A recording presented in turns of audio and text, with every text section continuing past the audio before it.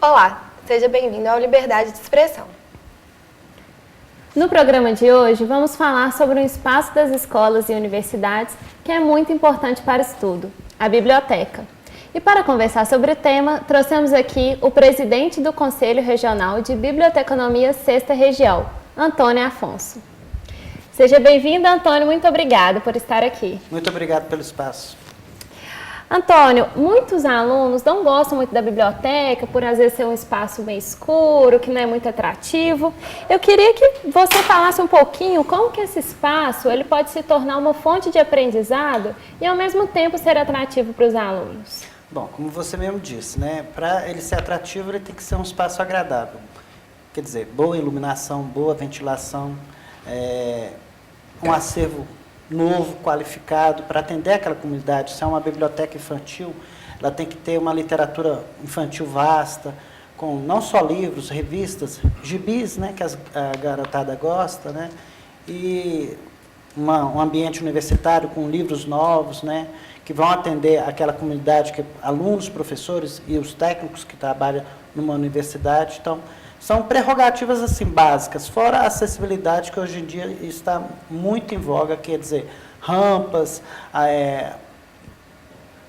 tradutores, né, como pessoal de Libras, o setor de Braille, que são fundamentais para um bom funcionamento de uma biblioteca, independente se ela for escolar, pública, universitária.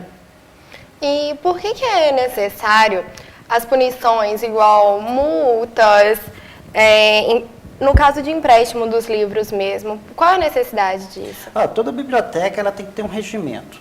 A multa, as punições, ou seja, através de suspensão ou multas que são através de pequenos valores, né, que uma multa diária de uma biblioteca ela não varia mais de R$2, é para o usuário saber utilizar aquele material.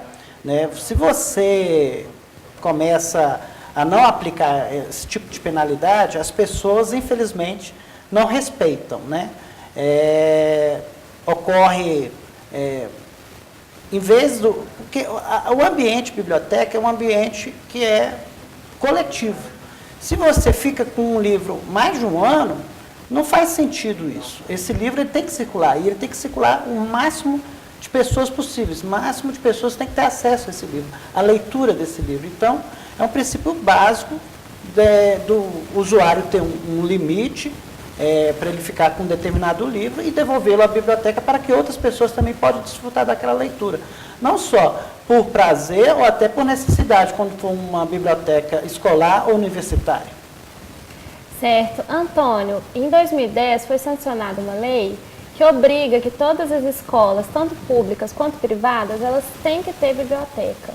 Como é que você acha que está o andamento dessa lei?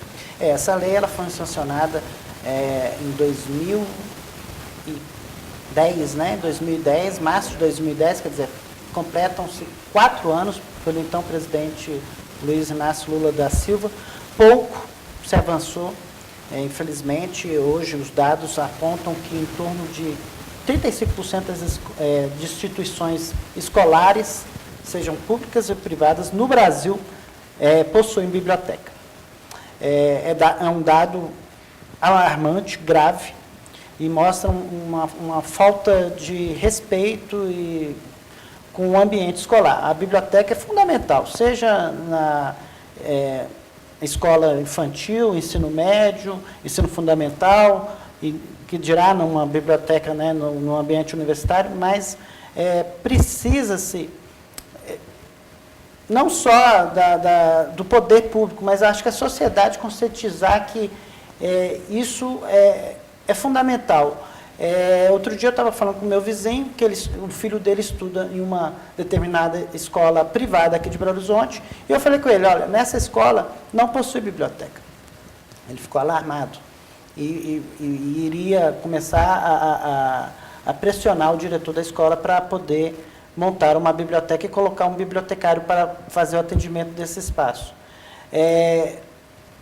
Além dessas questões da sensibilidade da sociedade, ultimamente o Conselho, através da sua comissão de fiscalização, está atuando muito, né, as instituições de ensino, sejam públicas ou privadas, mas agora a gente também está caminhando com uma parceria no Ministério Público.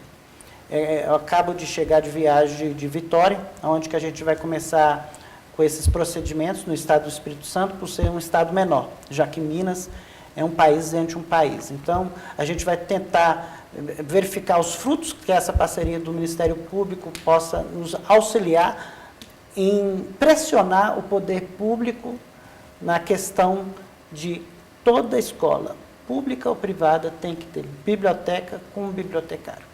Isso não é uma questão só de representação profissional.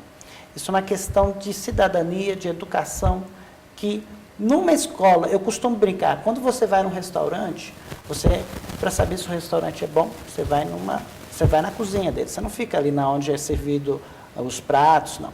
Quando você vai numa escola, se você quer saber se uma instituição de ensino é boa, vá na biblioteca. E, então, você acredita que existe resistência das instituições de ensino no investimento das bibliotecas e até mesmo na contratação de funcionários nessa área? Sim, infelizmente. E o lobby é grande na questão das escolas privadas, o que me entristece muito. O poder público está caminhando devagar, mas nas escolas privadas a gente vê um lobby até no Congresso Nacional para que a lei tenha uma mudança, para que sejam excluídas as escolas privadas. É claro que temos grandes exemplos, tanto de universidades como aqui a própria UniBH, que privilegia o espaço biblioteca de maneira fabulosa.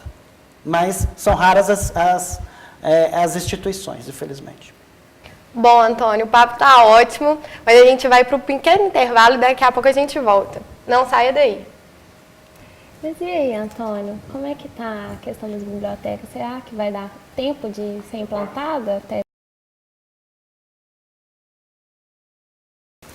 Estamos de volta com o Liberdade de Expressão. Hoje aqui, conversando com a gente, Antônio Afonso. Bom, Antônio, então voltando às perguntas, uma coisa interessante de se falar é que é exigido por lei, assim como na farmácia tem que ter farmacêutico, nas bibliotecas também tem que ter bibliotecário. E se aquela instituição não tiver bibliotecário, ela pode ser multada.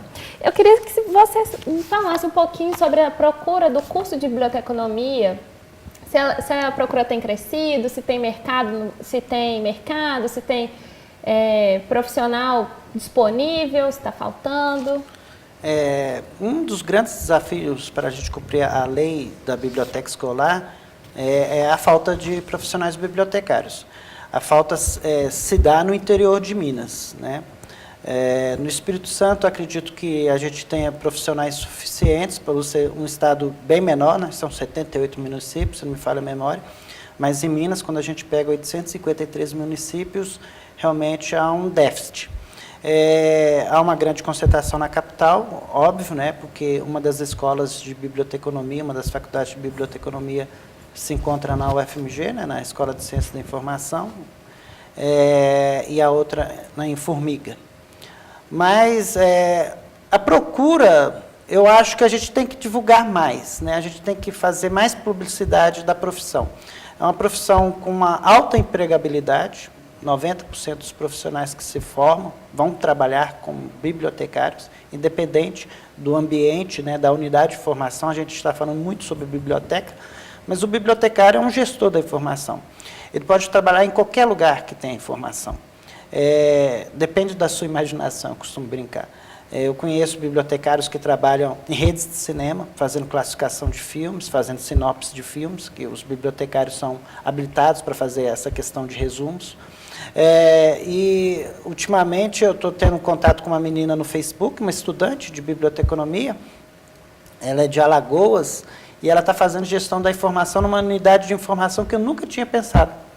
Que eu até brinquei com ela que aqui em Belo Horizonte ela teria um grande mercado, os botecos, bares e botecos. Então, ela está fazendo gestão da informação nesse ambiente, reduzindo custos e se destacando muito na área. Quer dizer, então, eu acredito assim, Espero que, para a gente atender a lei, a gente vai ter que realmente adotar a modalidade ensino à distância.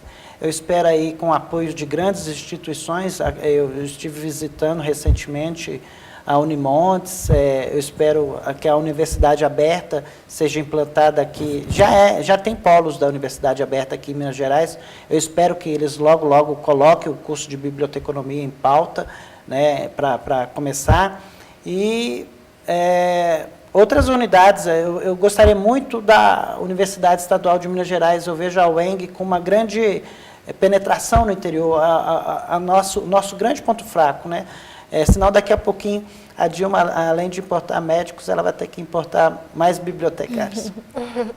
Antônio, e em um mundo agora tão imerso de tecnologias, os livros não poderiam ficar de fora, né? Eu queria que você falasse um pouquinho para a gente sobre o uso do e-book. E qual pode ser uma tendência para substituir mesmo os livros impressos?